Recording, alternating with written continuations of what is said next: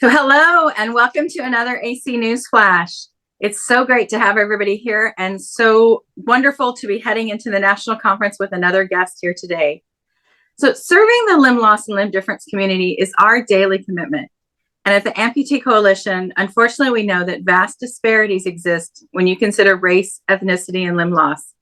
And our conversation today is so critical to those challenges and so critical to the work we do in ensuring those with limb loss and limb difference can thrive in the way that they choose.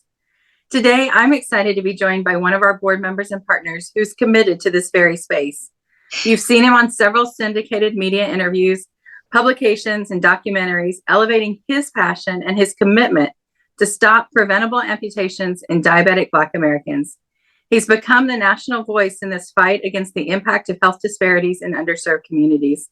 Foluso, we welcome you to the AC News Flash, and I'm really excited to hear from you about being a board member, but also for you to tell us about the alignment between our mission and your day-to-day commitment and work. Well, first of all, thank you for the privilege of hosting me this afternoon. And I'm honored to serve on a board where we have an awesome president who is an indomitable force in making sure not only the vision, but the mission is shared.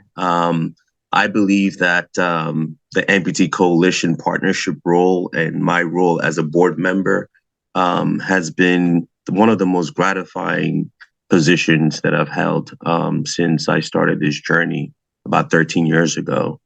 And it is for different reasons.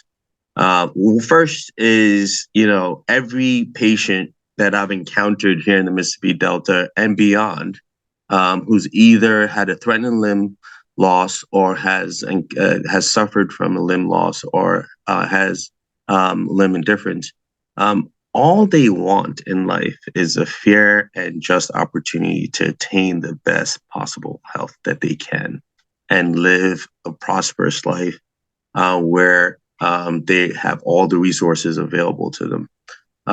And to do that, you need a whole village. You need a community. You need access to resources. You need access to advocates who can be a megaphone on certain platforms.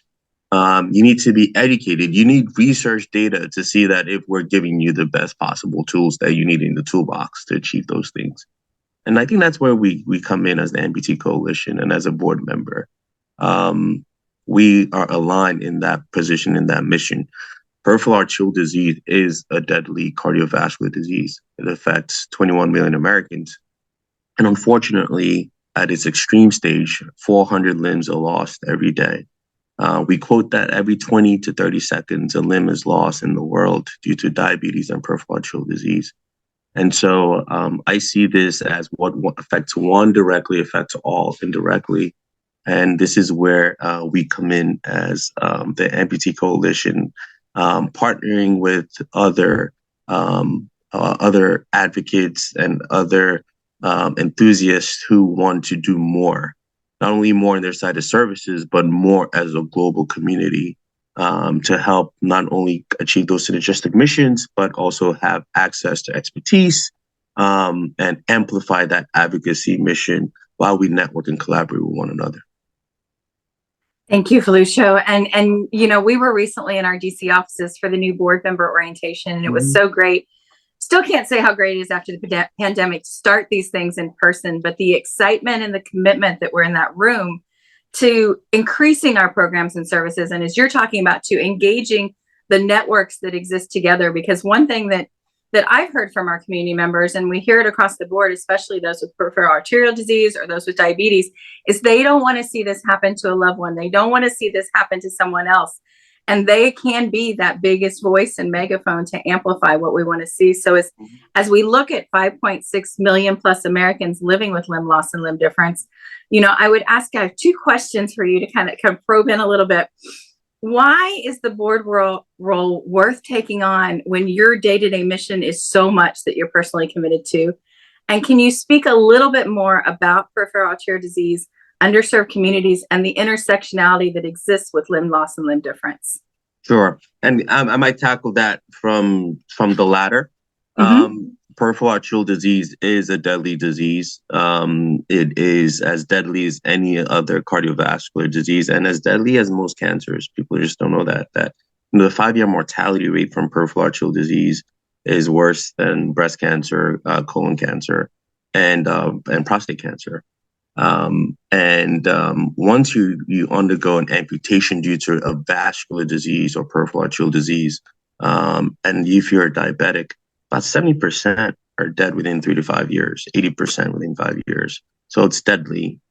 But guess what? It is a preventable epidemic. There are a lot of things that can be done ahead of time. And we have a PR problem, meaning that we have an awareness problem, lack of awareness problem. Only about 30% of Americans are actually aware that peripheral arterial disease can lead to an amputation. And they lack the awareness that actually it can lead to a heart attack or stroke or early death.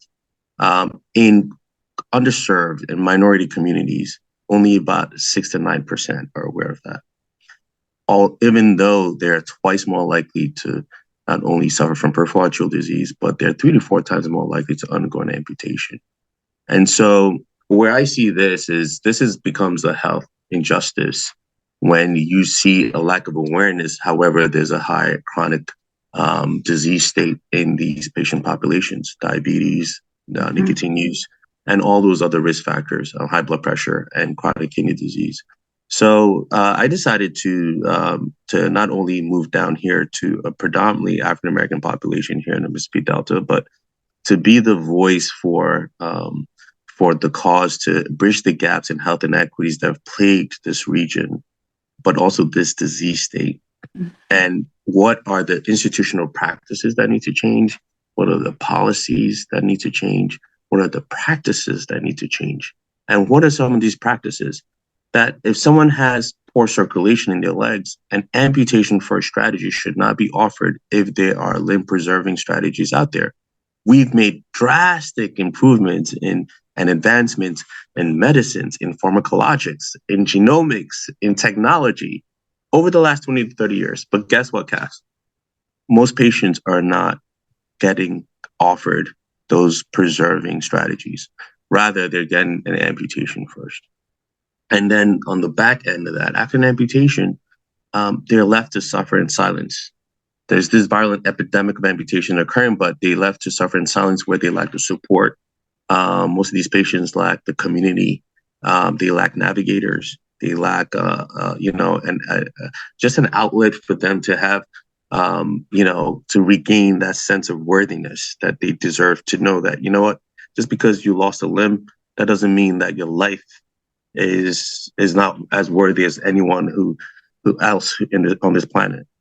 And so this is where the Amputee Coalition comes in, because one thing that I've learned and what I've seen is that, once you walk into that room of any member that is an Amputee Coalition member, and once you walk into that boardroom, everything is out the door. It's a brotherhood, a sisterhood, it's a family feeling that you get. But also you get doers and movers and shakers. You get people who want to make sure that we're advocating for that patient community, for that navigating for those resources. We're advocating on the Hill as to things that we need to do in terms of not only funding, but research. We're making sure that our patients' voices are heard. We're doing on different platforms. We have a national conference where the patients are present, which is a rarity, by the way, because you don't see that in professional medical societies.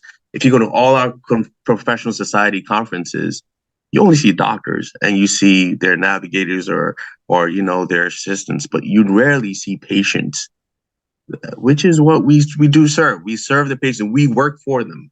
That apron of humility, that title MD or DO, it's an apron of humility to serve the patients. And so I've been impacted by the limb loss, limb difference community. I've been impacted by my patients who have heard about Amputee Coalition and are saying, wow, I want to join that community. I want to be part. I've been impacted by some of my staffers who want to be advocates and actually have signed up to be advocates. And so, as a board member, you deserve to be at the table where you can not only have a say in terms of how we can do more. And where can we do more is, I think, in terms of preventing more limb loss in this country. I think it's preventable in certain areas, not in all areas, but especially due to vascular conditions that we know are preventable. And so if we can educate, we can advocate, we can empower, we can inform so they can be transformed. That's where I come in, and that's my role, is to work with bright minds like yourself and other teammates to see how we can do that together. Yeah, thank you for the compliments. You're so kind for recognizing the organization, and appreciate all that you do. Really appreciate you joining the board and recognizing so clearly this partnership space that we've stepped into, that we don't want, as an Amputee Coalition organization, to create everything. We want to join partners where we amplify the whole picture together. Mm-hmm. And, really, as we strive to close gaps and help people be served and reach more people, those partnerships are so critical. So, as you mentioned, taking some of my notes, as we're on Capitol Hill, as we have educational resources, we lean on right now through this message, our Amputee Coalition community, what peer support means. So as you're talking about your patients in the Mississippi Delta, how can we bridge those gaps? How can we help folks get connected who are undergoing limb salvage or who already have underwent an amputation, so that they don't feel like they're alone? So that call is to all of us. So as we thank you for joining the board, we also share with the whole community to join us in this partnership around prevention, around ensuring the community thrives, and making sure everybody stays connected. And with that, we have to do a little commercial at the end for the national conference.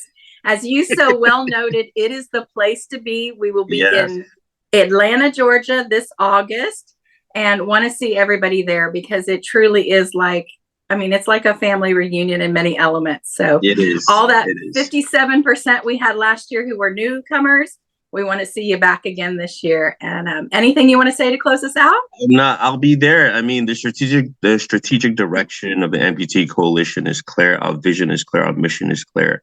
Every single person matters.